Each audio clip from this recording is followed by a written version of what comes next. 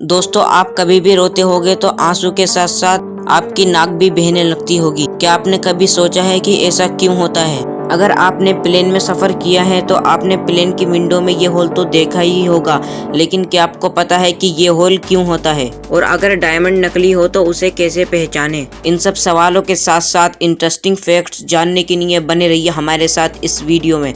तो शुरू करते हैं इस वीडियो को। फैक्ट नंबर 15, आपने ओरियो बिस्किट तो खाया ही होगा, लेकिन क्या आपको पता है कि ओरियो का अपना आइकॉनिक डिजाइन बनाने में 4 साल लग गए थे? फैक्ट नंबर 14, टाइटैनिक जहाज के बारे में आपने बहुत से फैक्ट्स सुने होंगे, लेकिन क्या आपको पता है कि टाइटैनिक जहाज का 4th फ्रंट नकली था, जो जहाज को मोर पावरफुल एंड सिमेट्रिकल बनाने के लिए जोड़ा गया था? फैक्ट नंबर 13, ये जो इमेज आप अपनी स्क्रीन पर देख रहे हो, ये एक्चुअल गर्ल पर किया हुआ मेकअप है और इस मेकअप को डैन यून ने किया है। फैक्ट नंबर 12, ये जो बॉल्स आप अपनी स्क्रीन पर देख रहे हो, इन बॉल्स का कलर सेम ही है, लेकिन इन लाइंस की कलर के वजह से ये आपको अलग अलग कलर की दिख रही हैं।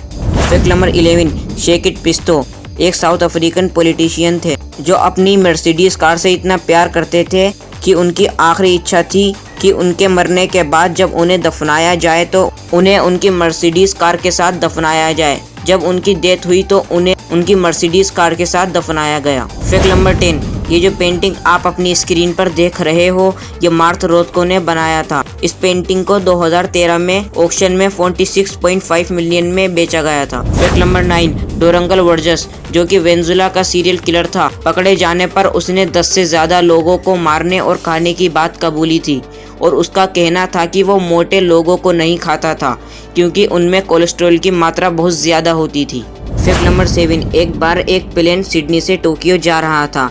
14 साल का ऑस्ट्रेलियन लड़का जिसका नाम कीप सेफ्सवर्थ था और रास्ते में ही उस प्लेन से गिर जाता है।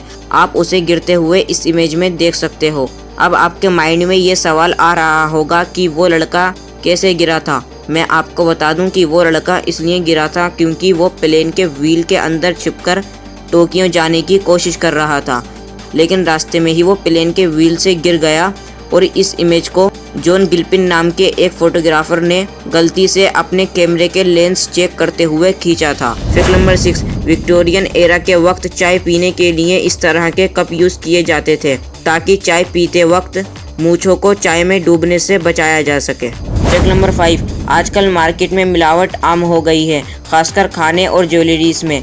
खाने को टेस्ट कर बताया जा सकता है कि वो मिलावटी है या नहीं, लेकिन डायमंड जैसी चीज़ों में पता कर पाना कि वो असली है या नकली नामुमकिन हो जाता है। लेकिन मैं आपको बता दूं कि आप डायमंड को एक्सरे करके पता लगा सकते हो कि वो डायमंड असली है या नकली, क्योंकि एक रियल डायमंड एक्सरे में कभी नहीं दिखता। फैक्ट नंबर 4, मार्क बिस्टोस एक हेयर स्टाइलिस्ट के साथ साथ एक अच्छे इंसान भी हैं। वो इसलिए क्योंकि वो हर संडे को शहर की गलियों में जाकर गरीब और बेघर लोगों के फ्री में बाल काटते हैं।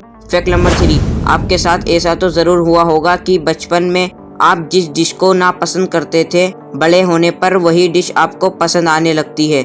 लेकिन आपने कभी सोचा है कि ऐसा क्यों होता है?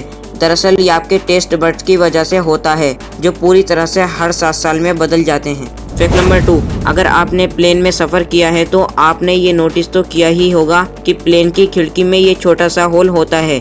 लेकिन ये होल क्यों होता है?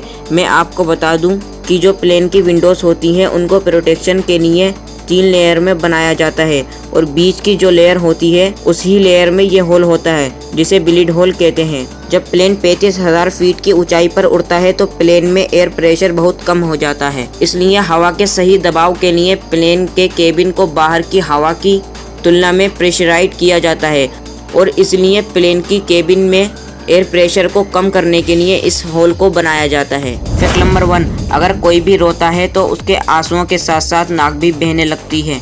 असल में ये इस होल की वजह से होता है। ये होल हमारी नाक के साथ जुड़ा होता है और इसे लेक्रिमल पंक्टम कहते हैं। अगर वीडियो पसंद आई है तो इस वीडियो को लाइक करना मत भूलना और अभी तक इस चैनल को सब्सक्राइब नहीं किया है तो इस चैनल को सब्सक्राइब करके बगल वाली घंटी को ज़रूर दबा देना।